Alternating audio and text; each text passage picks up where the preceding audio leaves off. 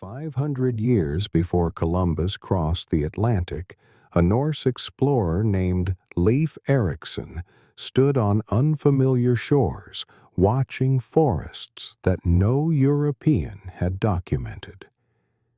His journey across the treacherous North Atlantic relied on wood, iron, and wind. Without compasses, without maps, the Norse navigated by observing the sun's path, the stars at night, and the behavior of seabirds that knew where land lay hidden beyond the horizon. Tonight, we trace the path of the Vikings across 3 centuries that reshaped Europe. Not the fictionalized warriors of modern entertainment, but the real people who left Scandinavia's fjords and changed the course of medieval history. We will walk through their villages, understand their ships, follow their journeys, and hear their stories as they were remembered across generations. From the first recorded raid on Lindisfarne Monastery to the decisive battle at Stamford Bridge, from the ice fields of Greenland to the warm shores of Sicily. This is the complete chronicle of the Viking Age. It is a story of ambition and exploration, of families seeking fortune, of skilled sailors who mastered the northern seas, and of a culture that left marks still visible in language, law, and legend across the European continent. Settle in for this journey. The story begins in lands where winter nights stretch long, where mountains meet the sea, and where a people with remarkable shipbuilding knowledge looked outward and discovered that the world held opportunities for those willing to risk everything to claim them. The lands we now call Norway, Sweden, and Denmark were not always unified kingdoms. In the 8th century, they were regions of scattered settlements, each fjord and valley holding its own community. The geography itself shaped the people who lived there. Scandinavia is a place of dramatic contrasts. Deep fjords cut into the coastline like fingers reaching inland, their dark waters reflecting steep mountain walls. Dense forests of pine and birch cover the interior slopes. The growing season is short, the winter long and dark. Snow arrives early and lingers late. For farmers, the land offered limited opportunity. The soil between rocks could feed a family if the summer was kind, but one failed harvest meant hunger when the cold returned. The sea, however, was generous. Fish filled the waters. Seals and whales provided meat, oil, and materials for tools. Communities along the coast learned early that survival meant looking to the water.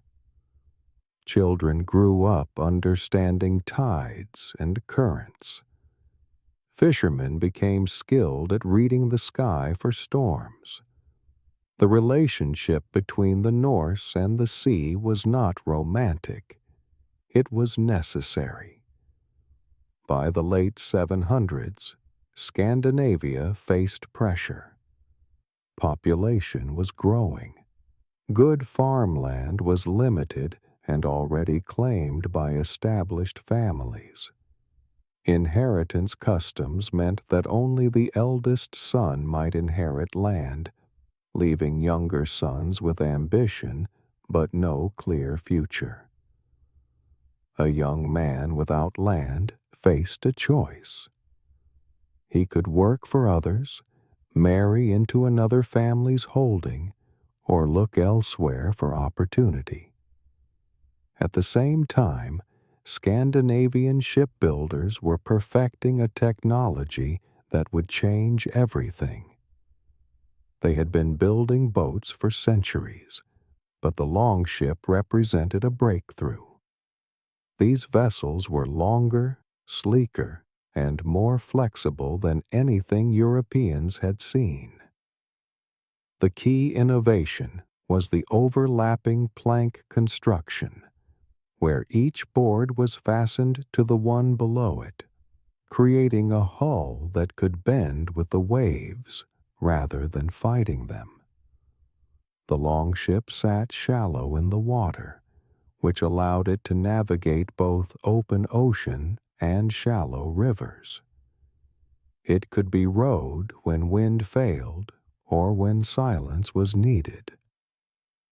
A sail made from woolen cloth could catch even light breezes. Most importantly, the ship's symmetrical design meant it had no permanent front or back. A crew could reverse direction by simply moving the steering oar to the opposite end, which was invaluable when making quick escapes from hostile shores. These ships were not large by modern standards. A typical longship might carry 20 to 30 warriors, along with supplies, weapons, and whatever goods they hoped to trade or seize. The crew sat on sea chests that held their possessions. There was no cover, no shelter from spray or rain. Voyages across the North Atlantic meant days of cold, wet endurance. The Norse accepted this as the price of movement. Norse society was organized around family and reputation. A man's honor was his most valuable possession, more important than wealth or land. Insults required response. Debts had to be repaid. Oaths, once given, bound a person absolutely. Breaking an oath brought shame not just to the individual, but to his entire family. This code of honor created both stability and violence. It meant agreements could be trusted, but it also meant that feuds, once started, could span generations. Women in Norse society held more rights and authority than their counterparts elsewhere in medieval Europe. A wife managed the household when her husband was away. She controlled the keys to storage rooms and made decisions about resources. Women could own property, initiate divorce, and speak at local assemblies called things, where free men gathered to settle disputes and make collective decisions. The thing was an early form of communal governance. Cases were heard publicly. Evidence was presented. A jury of peers would vote on guilt or innocence. Punishments were agreed upon by consensus. This system was not perfect, but it provided structure without requiring a distant king to impose order. By the year 790, all the elements were in place. Young men with ambition but no land. Ships capable of reaching distant shores. Knowledge that wealth existed beyond Scandinavia in monasteries and trading towns that had no defenses against seaborne raiders. The ingredients for the Viking Age were assembled. All that was needed was for someone to light the spark. That spark came on a summer morning in the year 793, on a small island off the northeast coast of England in a place called Lindisfarne. Lindisfarne was a holy site. For nearly 2 centuries, monks had lived there in prayer and scholarship. They copied biblical texts, preserved classical knowledge, and served as a spiritual center for the kingdom of Northumbria. The monastery held treasures accumulated from generations of donations. Silver candlesticks, gold-trimmed books, jeweled crosses, gifts from nobles seeking favor in the afterlife. The monks lived simply, but the monastery itself was wealthy. The island sat just off the coast, connected to the mainland by a causeway that appeared only at low tide. The location provided isolation for contemplation, but little protection from the sea. Monasteries across Europe assumed they were safe. Who would attack holy ground? The Christian kingdoms warred with each other frequently, but even in conflict, churches were generally left undisturbed. They existed outside the normal logic of warfare. On June 8, 793, the monks at Lindisfarne went about their routines: morning prayers, copying manuscripts in the scriptorium, tending gardens, preparing meals. The day was likely similar to hundreds before it. Then someone noticed ships approaching from the north. The Norse ships appeared suddenly. They had sailed across the North Sea, following the coast until they found their target. The long ships beached quickly. Warriors jumped into the shallow water and ran toward the monastery. There were perhaps 30 to 40 men armed with axes, swords, and spears. The monks had no weapons. They had no training in combat. Some tried to flee. Others stood in shock. The raiders moved through the buildings methodically. They knew what they were looking for. Silver was pried from altars. Books with jeweled covers were taken for the precious metals and stones, the pages themselves worthless to men who could not read Latin. Anything portable and valuable was carried to the ships. Some monks were killed. Others were taken as prisoners, likely to be sold later. The attack lasted perhaps an hour, maybe less. Then the raiders returned to their ships, loaded their plunder, and sailed away before any military response could arrive. By the time news of the attack spread, the Norse were far out to sea. The impact of Lindisfarne went beyond the immediate loss. And Alcuin of York, a scholar serving at the court of Charlemagne, wrote letters expressing horror. He called it unprecedented. He wondered what it meant that such a sacred place could be violated. European Christianity had grown comfortable with the idea that churches existed outside the violence of the world. Lindisfarne shattered that assumption. For the Norse, however, the logic was different. A monastery was a storehouse of wealth left essentially unguarded. It was practical, not sacrilegious from their perspective. The moral considerations that protected Christian sites meant nothing to raiders who did not share those beliefs. The success of Lindisfarne taught a lesson. Coastal targets across Britain and Europe were vulnerable.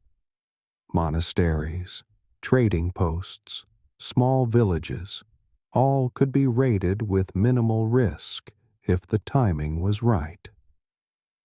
Over the following years, more ships made the journey.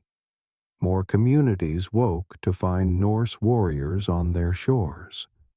The pattern became predictable. Raiders would arrive in spring or early summer when seas were calmer. They would strike quickly, overwhelm any resistance, take what was valuable, and depart before organized military forces could respond. By the time an army gathered, the Norse were already back in Scandinavia, dividing their plunder and planning the next season's raids. European kingdoms struggled to respond. The problem was mobility. The Norse controlled when and where they attacked. Defenders had to guard hundreds of miles of coastline, never knowing which beach would be the next target. Building permanent fortifications everywhere was impossible. Maintaining standing armies was expensive. Most medieval kingdoms relied on levies, farmers who could be called to fight but who needed to return home for harvest. The raids continued for decades. Churches began hiding their most valuable items inland. Coastal communities learned to maintain watch. Beacons were prepared to signal warnings. But these were defensive measures, reactions to a threat that could not be fully stopped. The psychological impact was significant. Chronicles from the period describe the Norse as divine punishment, a trial sent to test the faith of Christian communities. Prayers were added to church services, asking for protection from the fury of the Northmen. The fear was not just about losing property.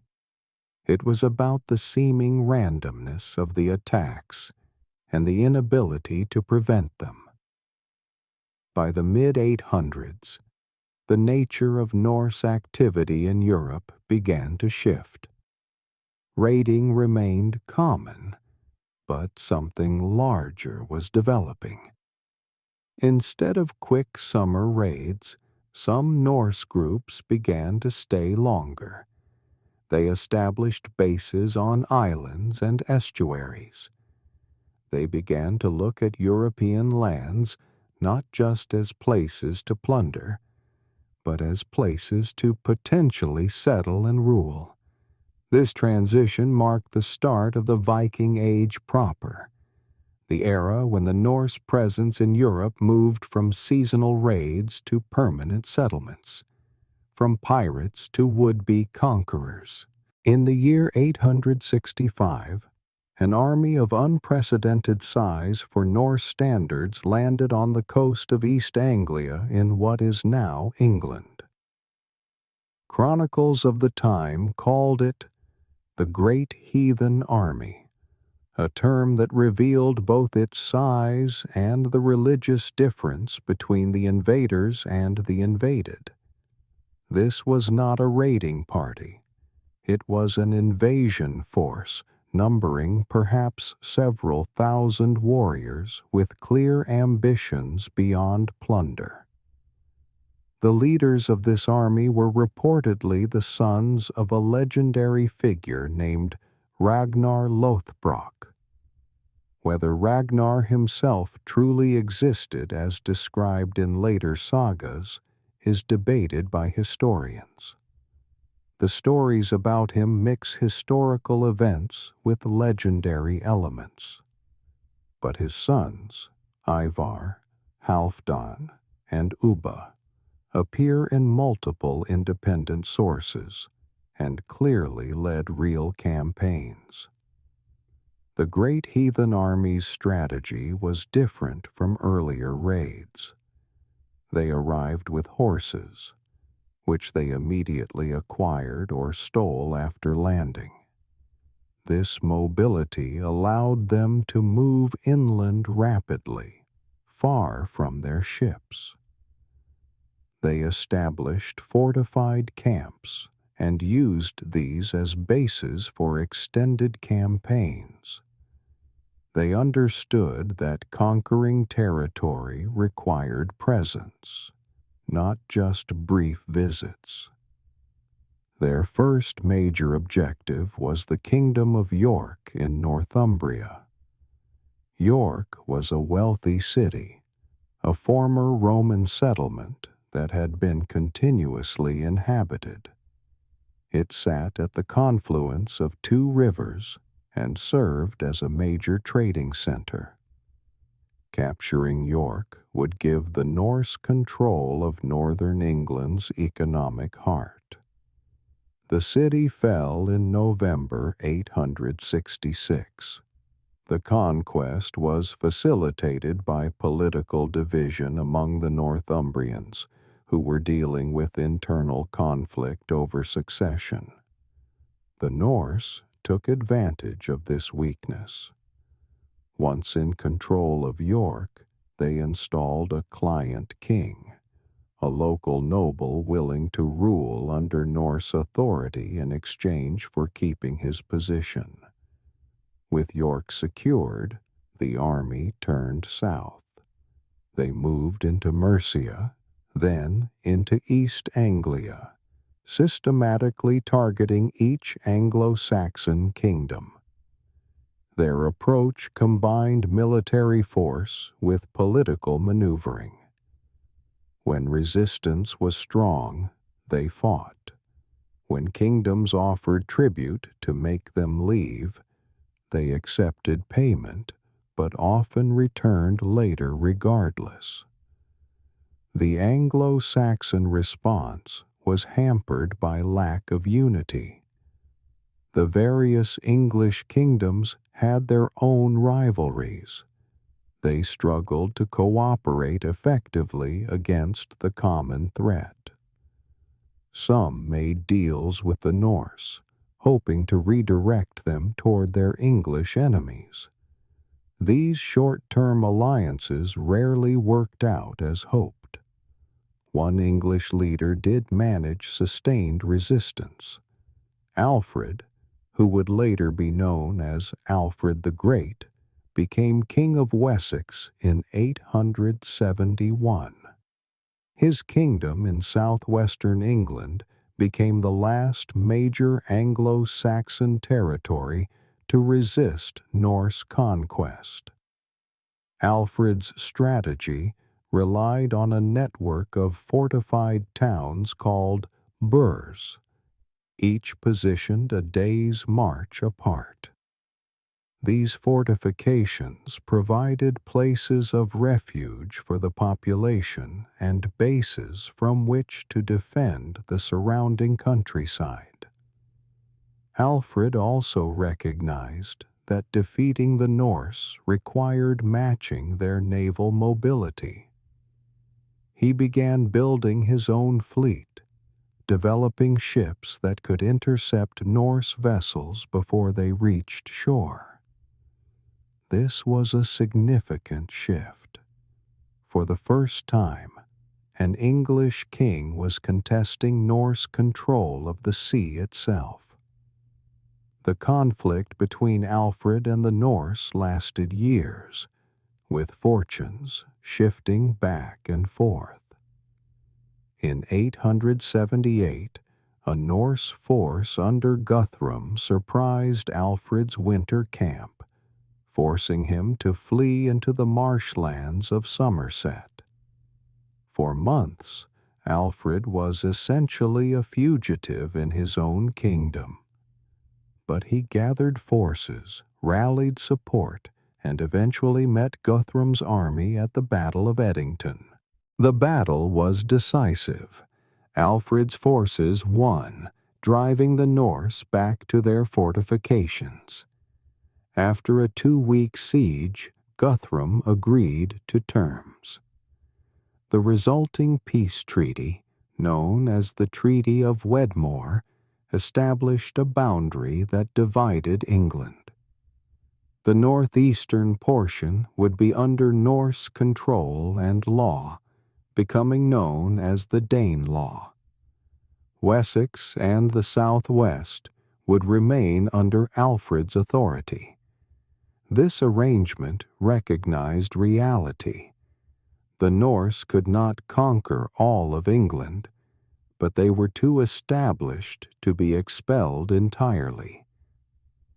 The Danelaw represented a compromise, an acceptance that England would be a divided land where Anglo-Saxon and Norse communities existed side by side, each governed by their own customs and laws. Life in the Danelaw began to take on a distinctive character. Norse settlers arrived with their families, not just as warriors, but as farmers and merchants. They established towns, the most important being the 5 boroughs of Derby, Leicester, Lincoln, Nottingham, and Stamford. These became centers of Norse culture in England, places where Scandinavian customs mixed with English traditions. The linguistic impact of this settlement period persists today. Many English words with Scandinavian roots entered the language during the Danelaw era. Common words like sky, egg, knife, and window come from Old Norse. Place names ending in -by, -thorpe, and -thwaite mark locations of Norse settlement. The very word law itself comes from the Old Norse lag. The Norse settlers in England gradually adopted Christianity, though the process was neither quick nor uniform. Some converted for political advantage, maintaining private adherence to their old beliefs. Others genuinely embraced the new faith. Over time, the distinction between Norse and English began to blur as intermarriage became common, and a generation grew up knowing only England as home. This integration process was complex and uneven. In some areas, Norse and English communities remained largely separate. In others, they mixed freely. The legal systems ran parallel, with Danes judged by Danish law and English by English law, even when living in the same town. This dual system created complications, but also a form of tolerance born of necessity. By the early 900s, the Norse presence in England had fundamentally changed the island's political landscape. What had begun as raids had become settlements. What had been temporary camps had grown into permanent towns. The Viking Age in England had transitioned from an era of conquest to an era of consolidation. Away from the raids and battles, most Norse people lived lives focused on farming, craftsmanship, and family. The warriors who became famous in chronicles and sagas were only part of the population.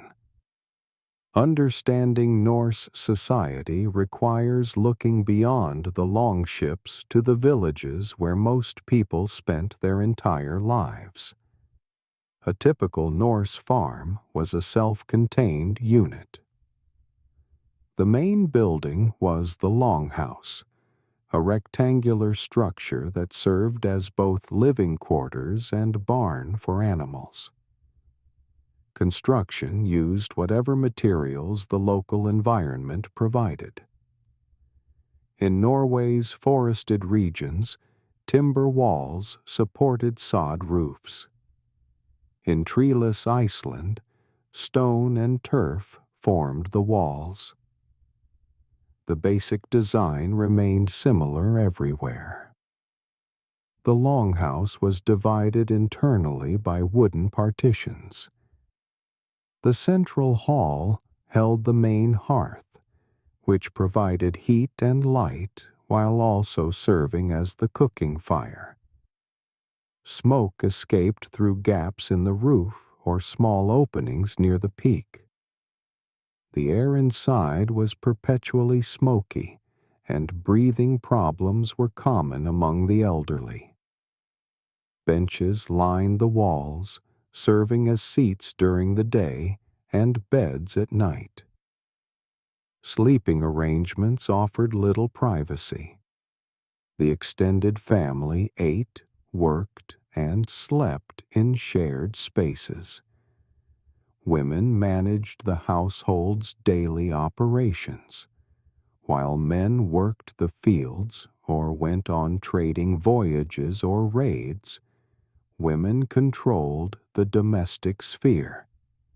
They prepared food, made clothing, brewed ale, and supervised children. This was demanding work that required extensive skill. Textile production consumed significant time. Sheep's wool had to be cleaned, carded into fibers, spun into thread, and woven into cloth.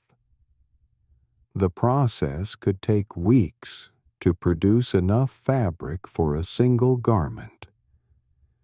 Women also created decorative pieces, embroidering clothing and wall hangings with intricate patterns.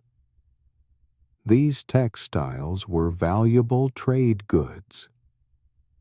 Beyond raiding and warfare, the Norse were sophisticated traders who established networks stretching from North America to the Middle East. The same ships that carried warriors also carried merchants, and many Norse expeditions combined both activities depending on circumstances and opportunities encountered. The Norse traded in a wide variety of goods. From Scandinavia, they exported furs, particularly from animals like fox, marten, and beaver that were valuable in southern markets. Walrus ivory from Arctic hunts competed with elephant ivory from Africa and was prized for carving. Amber from Baltic shores had been a valued trade commodity since ancient times. The Norse also sold slaves captured in raids, a practice that was widespread in medieval Europe and morally acceptable by the standards of that era, though abhorrent by modern understanding. In exchange, Norse traders sought silver, which served as their primary currency. Unlike southern European kingdoms that minted coins with consistent value, the Norse economy ran on way silver.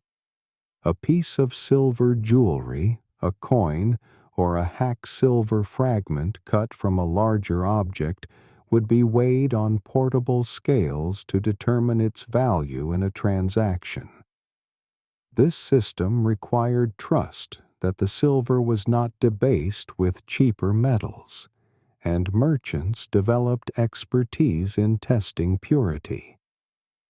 Trade routes extended in multiple directions. To the west, Norse traders reached Ireland, Scotland, and eventually Iceland and Greenland. To the south, they traded with the Frankish kingdoms and traveled down rivers into what is now France and Spain.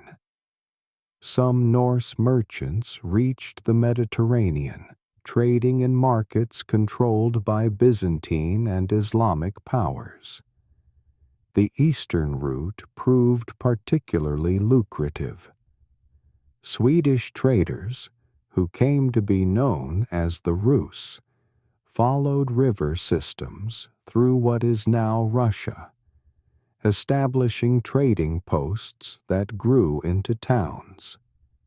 They reached the Caspian Sea and made contact with Islamic merchants from Central Asia and the Middle East. Silver dirhams minted in Baghdad and other Islamic cities have been found in Scandinavian hoards, evidence of these far-flung connections. The city of Constantinople, capital of the Byzantine Empire, held particular allure. Its wealth was legendary, and its markets offered goods from across the known world: silk from China, spices from India, gold from Africa. Norse traders who reached Constantinople faced a sophisticated economy very different from their own, but they adapted, learning to navigate the city's commercial customs and regulations. Some Norse warriors found employment in Constantinople as mercenaries. The Byzantine emperors established a unit called the Varangian Guard, composed primarily of Norse and later Anglo-Saxon warriors. These guardsmen served as elite bodyguards for the emperor and received substantial payment. Service in the Varangian Guard became a mark of prestige, and warriors who completed their term and returned home brought wealth and stories that enhanced their reputations. Trade required peaceful relations, or at least truces, which meant Norse traders often worked to establish diplomatic relationships even with communities they might otherwise have raided. A wealthy trading partner was worth more over time than a single pillage. This pragmatic recognition led to treaties and agreements that benefited both sides. Markets developed at regular meeting points where different trading networks intersected. The town of Birka in Sweden became a major hub. Hedeby in Denmark attracted merchants from across northern Europe. These towns offered protection, standardized weights and measures, and adjudication of disputes. They were neutral ground where merchants could conduct business regardless of ongoing feuds or conflicts elsewhere. The Norse reputation as raiders sometimes worked against them in trade. Potential partners might be suspicious or refuse to deal with them, but reputation could also work in their favor. Their fearsome image meant that merchants who could guarantee safe passage through Norse-controlled waters commanded premium fees. Protection rackets developed, where communities paid regular tribute to ensure they would not be raided, a practice that blurred the line between taxation and extortion. Craftsmanship played an important role in Norse trade.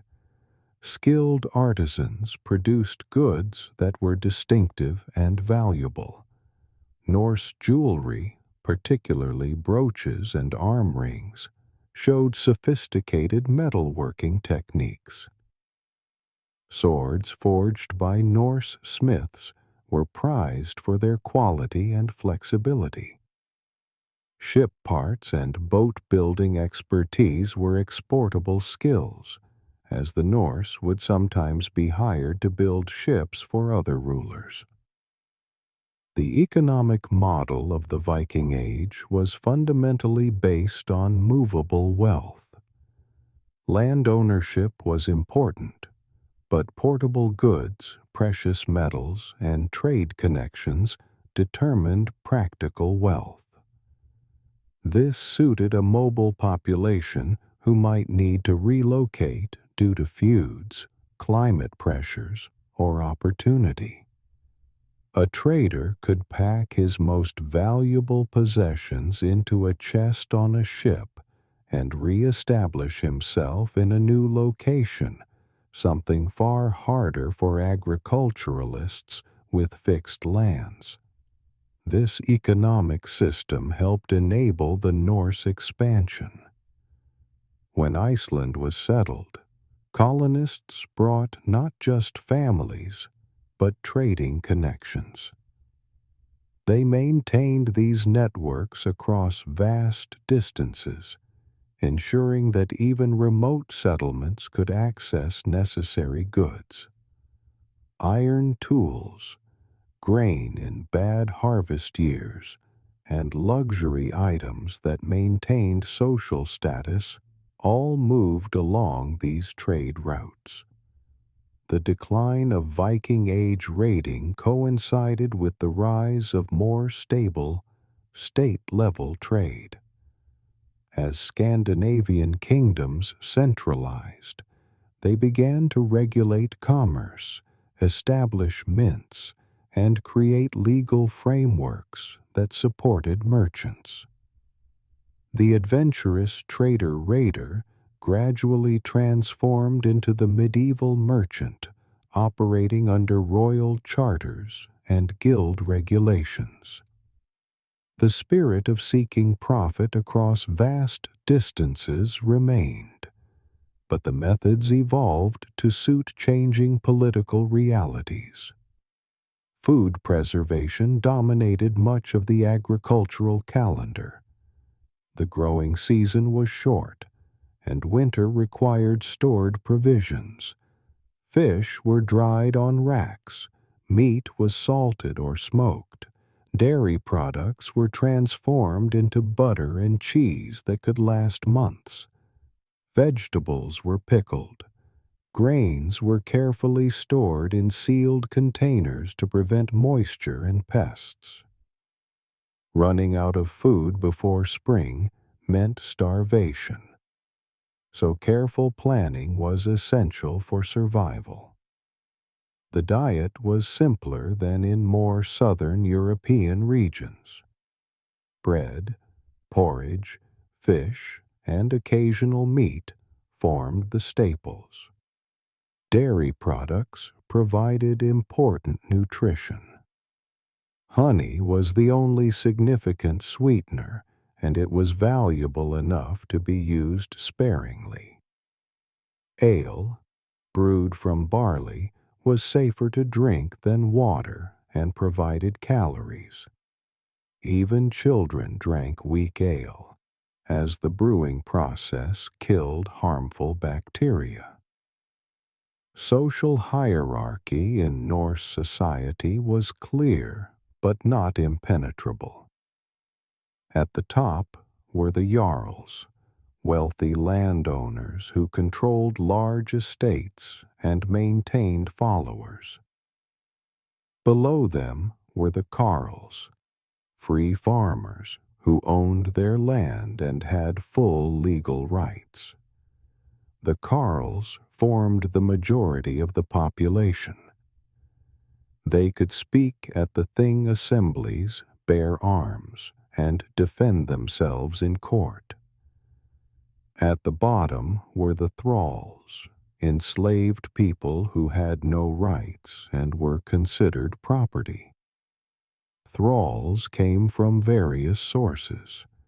Some were born into slavery, children of enslaved parents. Others were captives taken in raids or wars. Debt could also lead to enslavement if someone could not repay what was owed. Thralls performed the hardest labor, from field work to the most menial household tasks.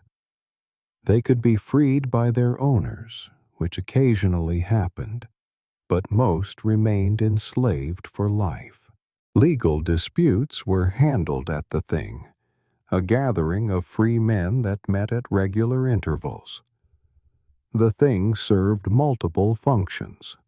It was both a court and a legislative assembly. Cases were presented publicly. Witnesses testified. A group of respected men would hear the arguments and render judgment. Punishments ranged from fines to outlawry, a sentence that expelled someone from legal protection and effectively made them an exile. The Thing also served as a social occasion. People came from surrounding farms to hear news, conduct business, and maintain relationships. Marriages were arranged. Trade agreements were made. Political alliances were discussed. The Thing was where community cohesion was maintained through face-to-face interaction. Marriage in Norse society was a practical arrangement as much as a romantic one. Families negotiated terms. The groom's family paid a bride price to the bride's family, demonstrating their wealth and commitment. The bride brought a dowry, which remained legally hers even after marriage. If the marriage ended in divorce, which was legally possible, she took her dowry with her. Divorce could be initiated by either spouse, though the reasons had to be publicly acceptable. Physical abuse, neglect, or financial irresponsibility were recognized grounds. The community's judgment mattered. A divorce seen as justified caused no loss of reputation. One viewed as frivolous could damage a person's standing. Children typically remained with the father, as they were considered members of his family line. Women's rights in Norse society were broader than in most of medieval Europe. A wife managed the household keys, a symbol of her authority over the home's resources. When her husband was away, she made all decisions. Women could own property independently. They could inherit land. They could represent themselves in legal proceedings. These rights were not equal to men's, but they provided a foundation of autonomy that was unusual for the era. Religious belief permeated daily life, though not in the organized, institutional way that Christianity structured European society. The Norse had no churches, no professional clergy, and no centralized religious authority. Instead, religious practices were woven into community and family life. The Norse believed in various beings they called gods, central among them figures they named Odin, Thor, and Freya. These beliefs attributed different aspects of life and nature to these figures. Odin was associated with wisdom, war, and death. Thor with strength, thunder, and protection of farmers. Freya with fertility and love. But these were viewed as powerful beings, not creators of the universe, and were part of a larger cosmological system that included giants, dwarves, and other entities from their mythology. Worship involved offerings at specific sites. A grove of trees might be considered sacred.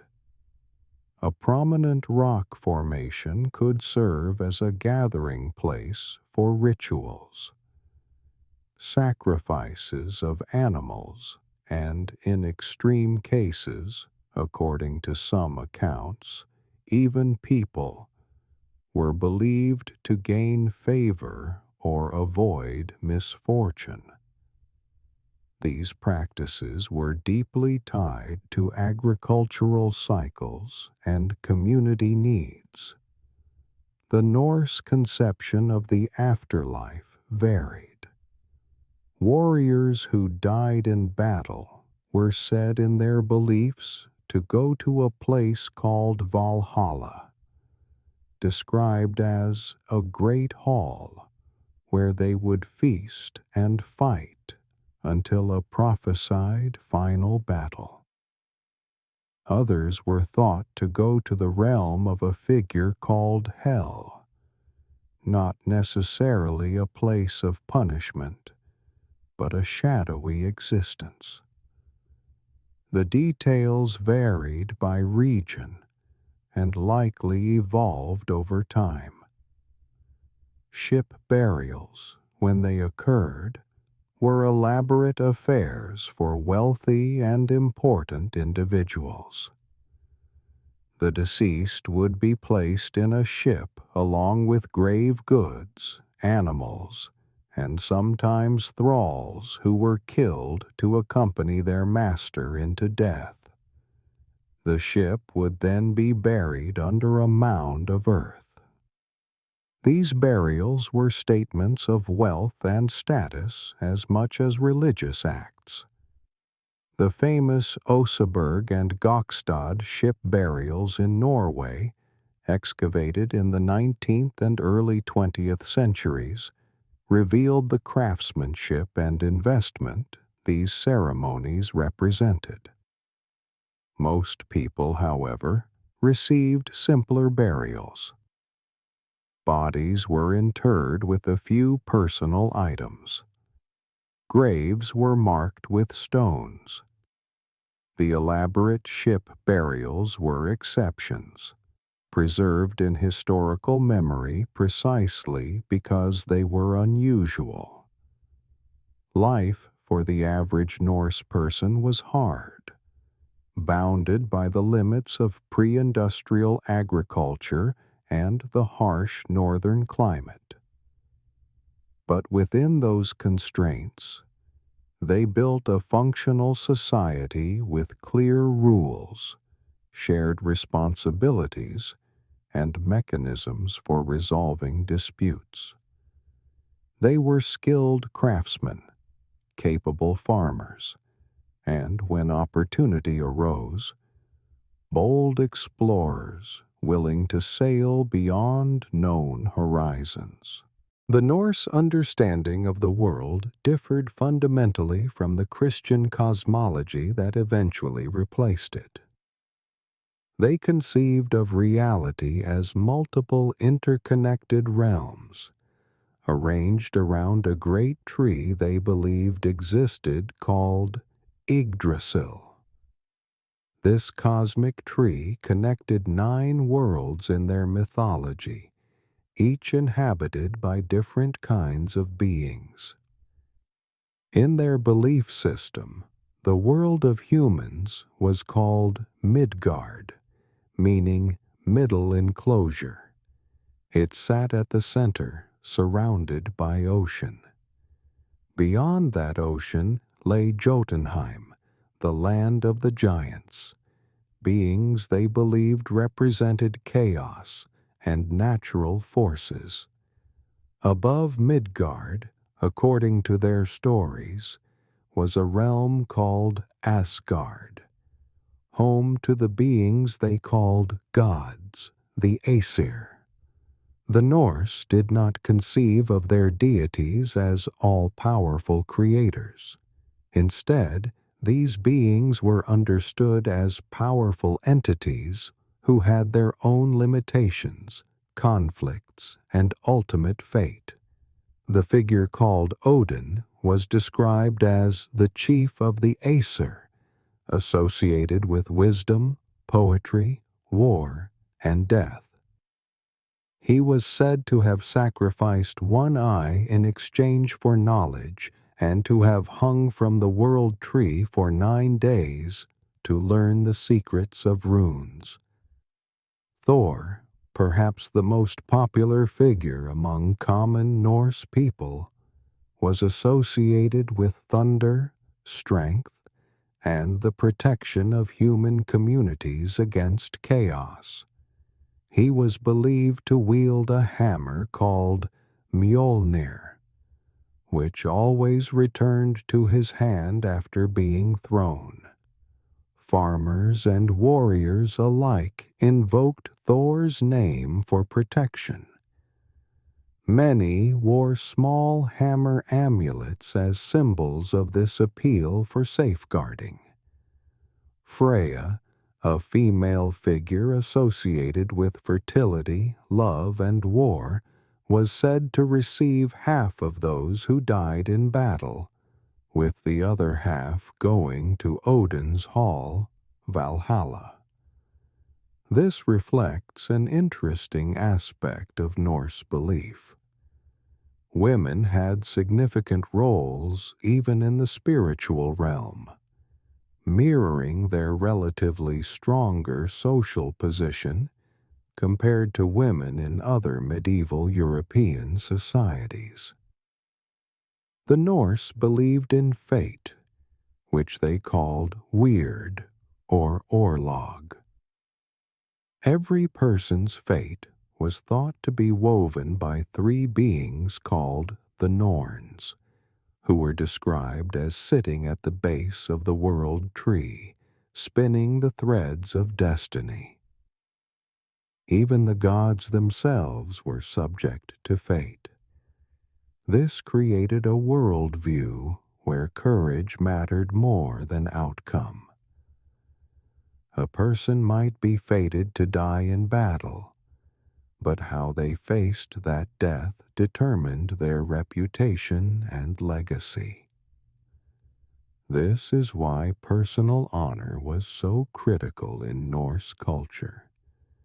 Since fate could not be changed, what mattered was maintaining one's reputation and integrity. A coward might live longer, but his name would be forgotten or remembered with shame. A warrior who died bravely would be remembered in stories told across generations. Poetry and saga were forms of immortality. The concept they called Valhalla represented an idealized afterlife for warriors. It was described as a great hall where those who died in battle would fight during the day and feast at night, preparing for a final battle called Ragnarok, when, according to their prophecies, the world would end in a cataclysmic confrontation between the gods and the forces of chaos. Not all Norse people believed they would go to Valhalla. In fact, most expected a different afterlife. Those who died of old age, disease, or accidents were thought to go to a realm associated with the figure called Hell, which was not necessarily a place of punishment, but rather a shadowy, quiet existence. The distinction mattered primarily to warriors and those seeking glory. Religious practices varied by region and evolved over time. There was no unified church, no written scripture, and no professional clergy class. Instead, chieftains often served as religious leaders for their communities. Sacrifices were performed at specific times of year, particularly at the midwinter festival called Yule and at spring planting time. These sacrifices typically involved animals. Horses, cattle, or pigs would be slaughtered, and their blood was believed to sanctify the gathering. The meat would then be cooked and consumed in a communal feast. These occasions served social functions as much as religious ones, bringing communities together to reaffirm bonds and conduct business. Sacred sites were often natural features. A particular grove of trees, a distinctive rock formation, or a waterfall might be considered holy. These places were where offerings were left, oaths were sworn, and important decisions were made. The lack of constructed temples in early Norse culture meant religion was embedded in the landscape itself. When Christianity arrived, it did not immediately erase these beliefs. Conversion was often superficial at first. People might accept baptism and attend church services while privately maintaining older practices. Amulets shaped like both Thor's hammer and Christian crosses have been found in the same graves, suggesting a period of syncretism where people hedged their bets by honoring both belief systems. The gradual transition from Norse paganism to Christianity took generations. Old practices persisted in rural areas long after official conversion. Folk customs preserved elements of pre-Christian belief disguised as Christian traditions. Even today, Scandinavian Christmas celebrations retain features that trace back to the old midwinter Yule festivals. Understanding Norse religious belief requires recognizing that it was not a fixed system, but rather a collection of regional variations, oral traditions, and evolving practices. What we know comes primarily from sources written down centuries later, often by Christian scholars who had their own biases and agendas. The sagas and Eddas preserve these stories, but they show us Norse belief filtered through later perspectives. What remains clear is that Norse religion provided a framework for understanding a harsh world where survival was uncertain and death could come suddenly. It gave meaning to courage, explained natural phenomena, and reinforced social values that emphasized honor, loyalty, and remembrance. When that framework no longer served those purposes as effectively as Christianity appeared to offer, conversion became possible. While Norse settlers were establishing themselves in England, Ireland, and the Scottish Islands, others looked westward across the Atlantic. The settlement of Iceland, Greenland, and briefly North America represents the Norse at their most ambitious, carrying their culture across thousands of miles of open ocean to lands where no European had previously lived. Iceland's discovery was reportedly accidental. According to early accounts, a Norse sailor named Nadod was blown off course while sailing from Norway to the Faroe Islands around 860. He sighted an unknown mountainous island covered in snow. Later explorers confirmed the existence of this land and found it rich in resources despite its northern location. The first permanent settler was Ingolfur Arnarsson, who arrived in 874 with his family and followers. He established a farm at a place he named Reykjavik, meaning Bay of Smokes, for the geothermal steam rising from the ground. Others followed quickly. Within a few decades, Iceland's coastal regions and habitable valleys were claimed by Norse settlers. Iceland offered advantages for those willing to endure the climate. There was abundant land, no competing population to displace, and rich fishing grounds. Settlers established farms, raised sheep and cattle, and adapted their building techniques to the treeless environment. Without timber for longhouses, they used stone walls covered in turf, creating structures that could withstand Iceland's fierce winds. The Icelandic settlers brought with them Norse legal traditions, but adapted them to their new circumstances. With no king to impose order from above, they created the Althing, a national assembly where representatives from across Iceland gathered each summer. The Althing served as both a court and a legislative body. Disputes were resolved, laws were debated, and social bonds were maintained through this annual meeting. The Althing's location, Thingvellir, was chosen for its central position and natural acoustics.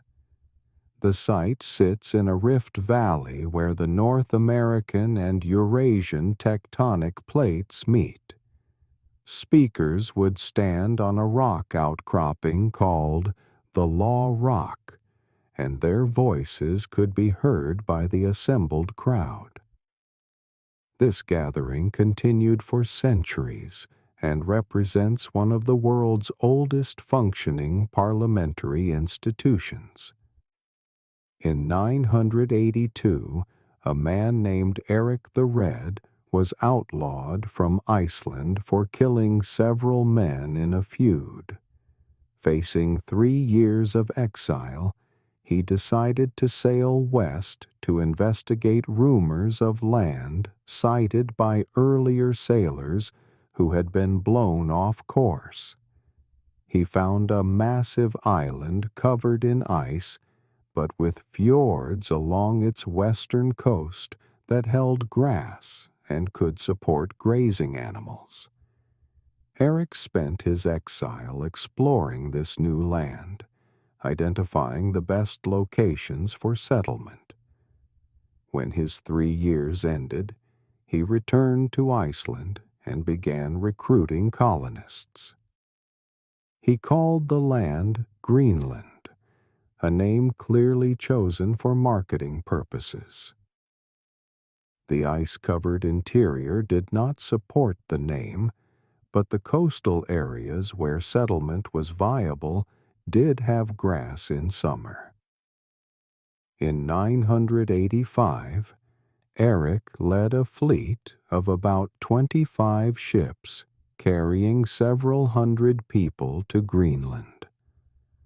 Not all made it. Some turned back, and others were lost at sea. But enough arrived to establish 2 main settlements, the Eastern Settlement and the Western Settlement, both actually on Greenland's southwestern coast. Life in Greenland was precarious. The growing season was extremely short. Winters were long and brutal.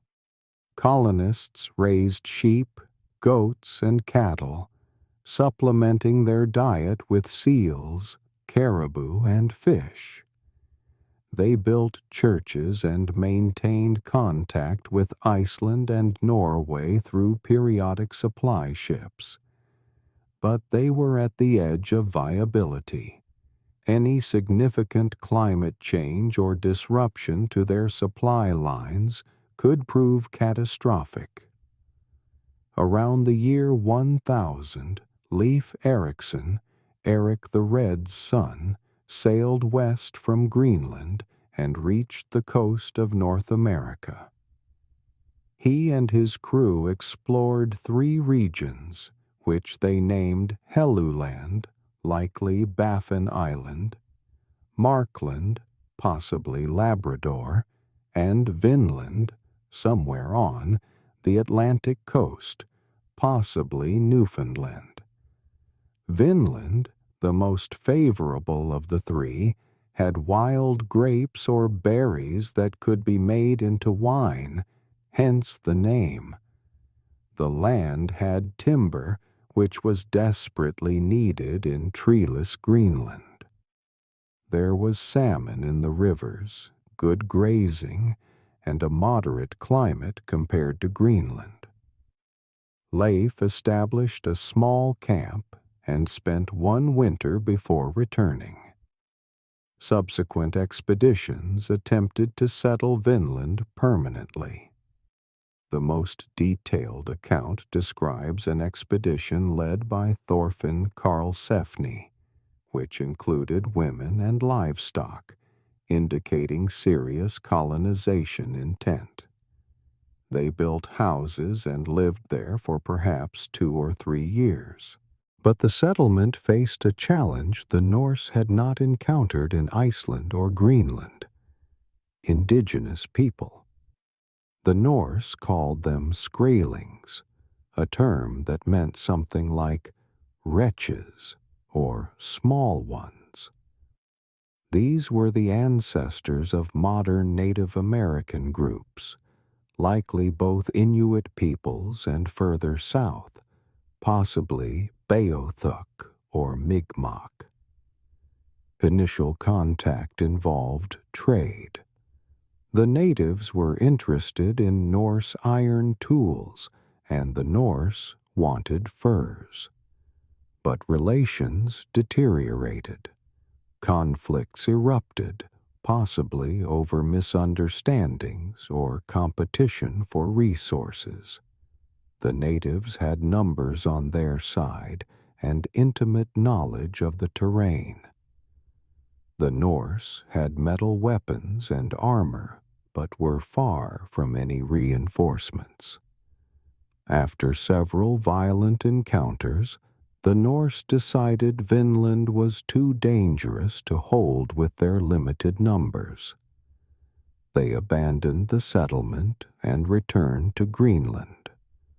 Some made subsequent voyages to Markland to collect timber, but the dream of establishing a permanent colony in North America ended. Archaeological evidence confirms the Norse presence in North America. The site at Lonsok Meadows in Newfoundland, excavated in the 1960s, shows clear Norse-style buildings and artifacts dating to approximately 1000 CE. This physical evidence validates the saga accounts, though the exact location of Vinland remains debated. The Norse in Greenland continued for several more centuries, gradually declining due to cooling climate, reduced trade with Europe, and possibly conflicts with Inuit peoples who moved into the area. By the mid-1400s, the Greenland settlements had been abandoned. The last recorded European contact was in the 1400s, when a ship was blown off course and found the settlement deserted, with only cattle roaming among abandoned buildings. Iceland survived and thrived. Despite its isolation and harsh environment, the Icelandic community maintained its identity, language, and literary tradition. The famous Icelandic sagas, written in the 1200s and 1300s, preserved stories of the settlement period and the voyages west. These sagas are invaluable historical sources, though they mix fact with legend in ways that require careful interpretation. The westward expansion of the Norse demonstrates both their capabilities and their limits. They could cross the Atlantic and establish settlements in incredibly harsh environments. They possessed the seamanship, courage, and adaptability to live at the edge of the inhabitable world. But they could not overcome fundamental challenges: small population, reliance on supply lines, and in the case of Vinland, indigenous resistance. The Norse pushed the boundaries of their world, but some boundaries pushed back. The Viking Age did not end with a single event, but faded gradually as the conditions that created it changed. By the mid-13th century, the Norse presence in Europe had transformed from violent disruption to partial integration. This transformation had multiple causes: religious conversion, political consolidation, and the evolution of European military capabilities. Christianity's spread through Scandinavia was a gradual process spanning 2 centuries. Missionaries had attempted to convert Norse rulers since the 800s, with limited success. But by the late 900s and early thousands, political advantages made conversion attractive to Norse kings seeking legitimacy in European affairs. In Denmark, King Harald Bluetooth converted around 965, reportedly influenced by a priest who survived an ordeal by fire, though political calculation likely played a larger role. Conversion gave Harald entry into Christian European politics, potential alliances with powerful kingdoms, and religious justification for consolidating power over rival jarls who clung to old practices. Norway's conversion came through the efforts of Olaf Tryggvason and later Olaf Haraldsson, both of whom used force as well as persuasion. They destroyed sacred sites, gave nobles the choice of conversion or exile, and established churches.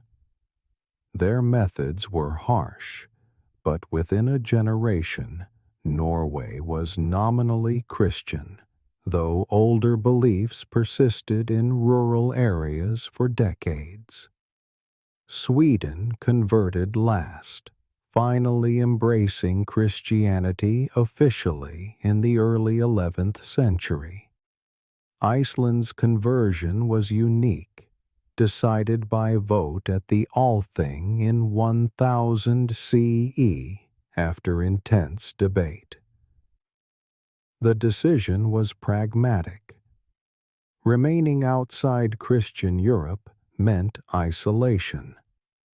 The Althing voted to officially adopt Christianity, though they allowed private practice of older beliefs as a compromise. Conversion changed Norse society fundamentally. The Church introduced literacy, bringing with it record-keeping, written laws, and connection to broader European intellectual life. Monasteries became centers of learning. Young men who might have sought glory in raids could now pursue education. The warrior culture did not disappear, but it was redirected into service of Christian kingdoms and channeled through feudal structures. Political consolidation in Scandinavia also reduced the outflow of raiders. As Denmark, Norway, and Sweden developed into more centralized kingdoms, their rulers sought stability and trade relationships with European powers. Kings, who once might have led raids, now negotiated diplomatic marriages and treaties. The fragmented chieftainships that produced independent raiding parties were absorbed into larger political entities with different interests. European military adaptation also made raiding less profitable. Fortifications improved. Standing militias were established in vulnerable areas. Naval forces developed specifically to intercept Norse ships. The element of surprise that made early raids successful was harder to achieve when defenders expected attacks and maintained readiness. The Battle of Stamford Bridge in 1066 is often cited as marking the end of the Viking Age. King Harald Hardrada of Norway, one of the last great Viking warrior kings, invaded northern England with a large army. He aimed to conquer England and claim its throne, just as earlier Norse rulers had done. Harald initially succeeded, defeating English forces at the Battle of Fulford. But King Harold Godwinson of England gathered his army and marched north with remarkable speed. On September 25, 1066, the two forces met at Stamford Bridge. The battle was brutal. Harald Hardrada was killed, reportedly by an arrow to the throat. The Norwegian army was shattered. The survivors retreated to their ships, requiring so few vessels compared to their arrival fleet that the defeat's scale was unmistakable. The death of Harald Hardrada, who embodied the old Viking warrior king, represented the end of an era. Ironically, King Harold Godwinson had no time to celebrate his victory. News arrived that William, Duke of Normandy, had landed on England's southern coast. William was himself of Norse descent. His ancestor Rollo had been granted Normandy by the French king a century and a half earlier, but William represented a different kind of Norse legacy, integrated into European feudalism, Christian, operating through diplomatic and military channels recognized by European powers. Harold marched his exhausted army south and met William at the Battle of Hastings on October 14, 1066. Harold was killed, and William conquered England. In a strange way, this marked both an end and a continuation. The age of independent Norse raiding ended, but the legacy of Norse settlement and conquest continued through William and his descendants, who would shape England for centuries.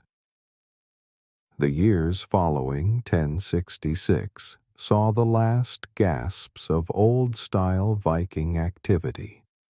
Raids still occurred occasionally, but they were smaller, less organized, and increasingly rare. The conditions that produced the Viking Age had fundamentally changed. Scandinavia was Christian, politically organized, and economically integrated with Europe through trade rather than plunder. The cultural legacy of the Viking Age remained embedded across Northern Europe. In England, the legal concept of jury trials has roots in Norse thing assemblies. Many place names preserve Norse origins.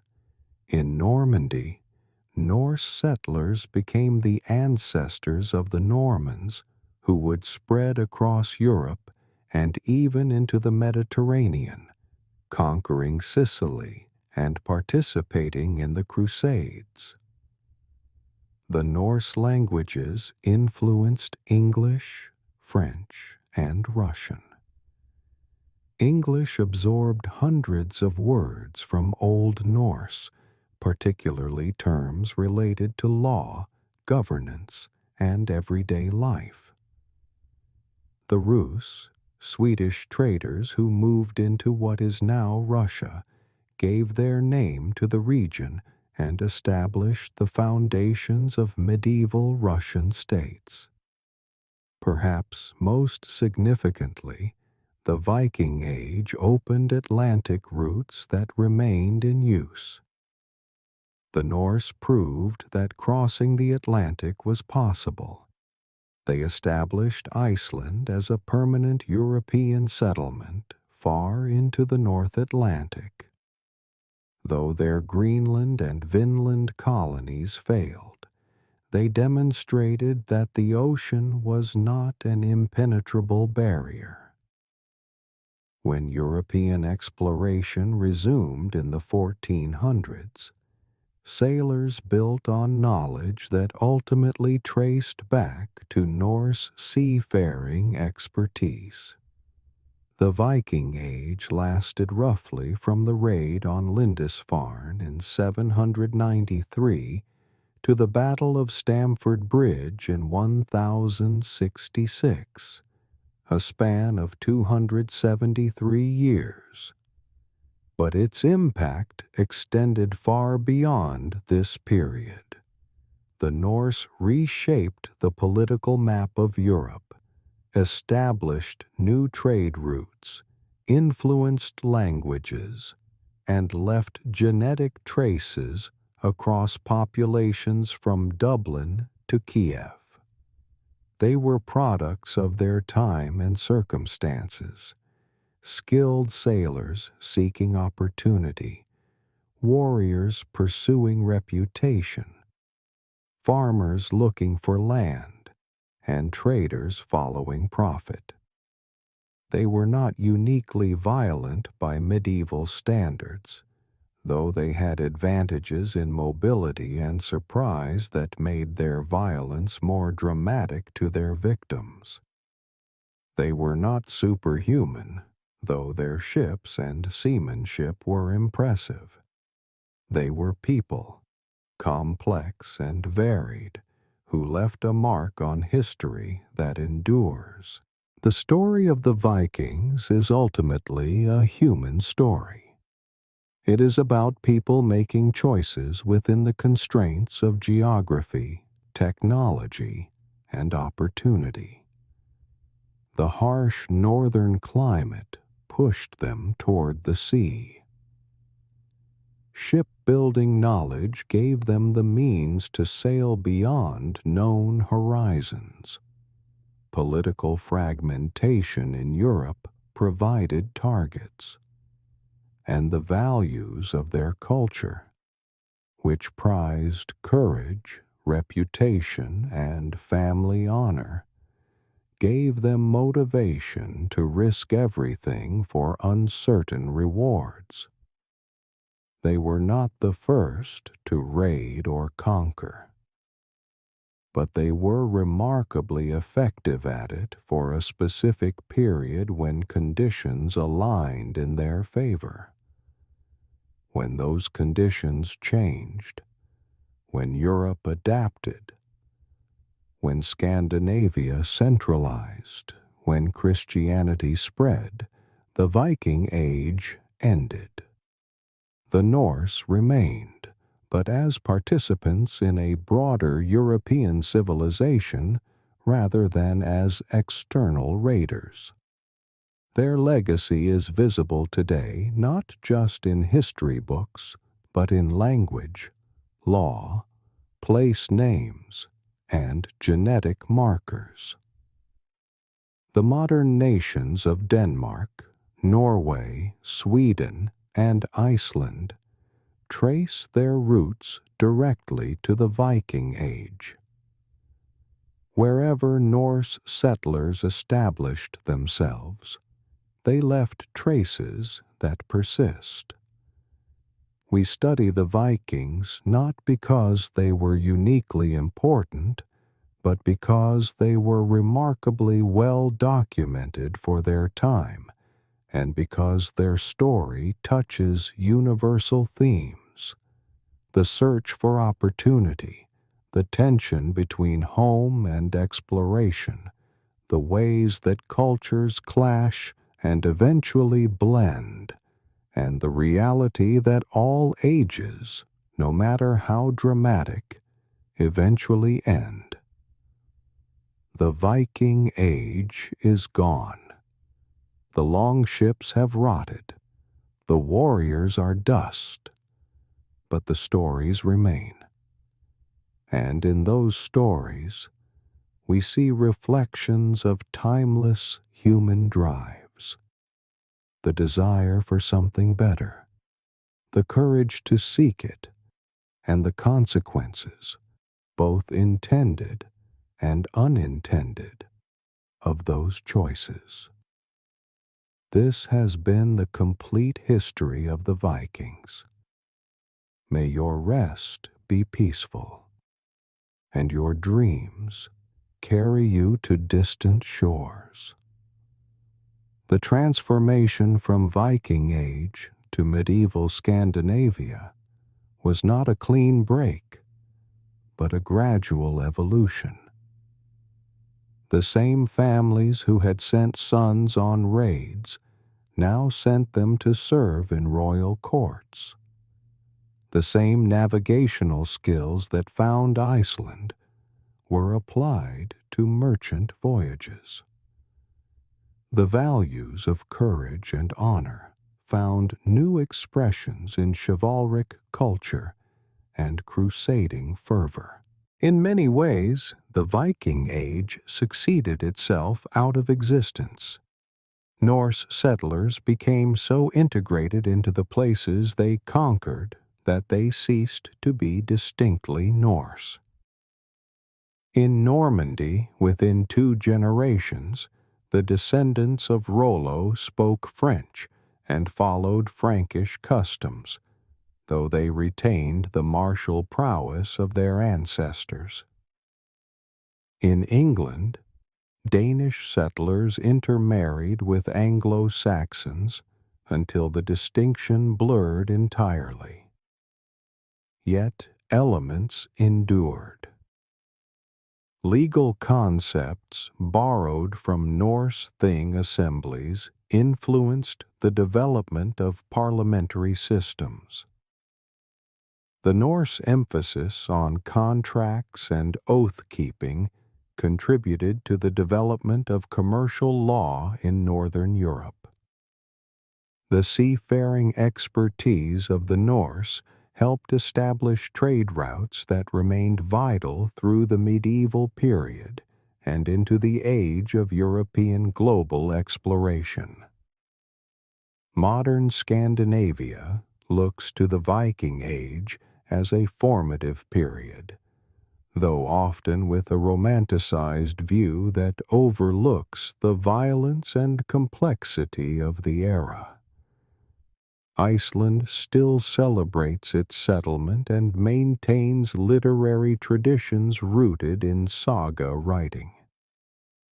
Norway and Sweden point to Viking Age achievements as sources of national pride. Denmark highlights its historical reach across northern Europe. The archaeological record continues to reveal new information.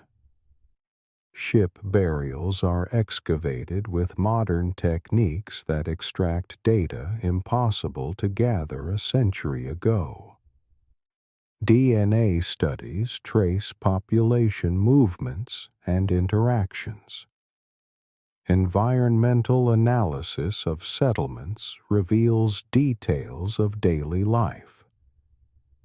Each discovery refines our understanding, sometimes confirming old assumptions, sometimes overturning them.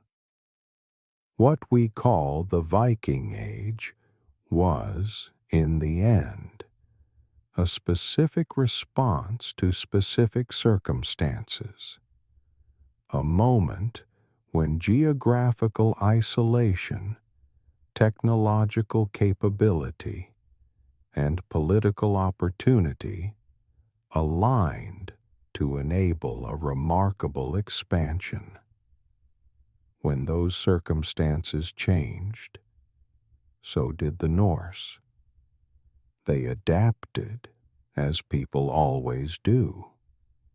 The raiders became rulers, the settlers became natives, and the age of the long ship gave way to the age of the cog and the caravel. But for 3 centuries, the Norse were masters of the northern seas, feared from Ireland to the Caspian, remembered in chronicles from Baghdad to Dublin. Their story reminds us that history is made by human choices within the constraints of geography, technology, and opportunity. The Vikings chose boldly, lived intensely, and left a mark that time has not erased.